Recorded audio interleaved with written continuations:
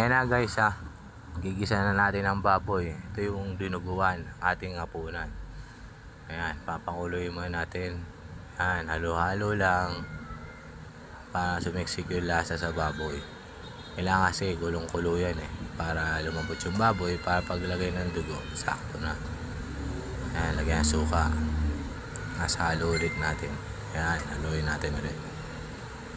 Ayan, hanggang sa kumapit yung lasa. Ayan, pakulo lang ng konti ulit ha. Ayan, kulo muna. Pag medyo umulo na, saka natin lalagay ang sili at ang dugo. Takpan muna natin. Ayan na, lagay na natin yung sili. Ayan, lagay na. Haluin natin ng konti. Haluin ng konti.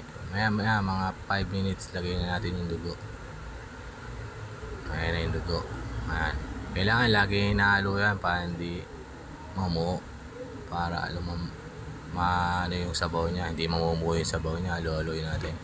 Pakuloyin ulit natin to habang hinahalo. Para hindi mamuo yung dugo niya. Halo-haloin lang natin.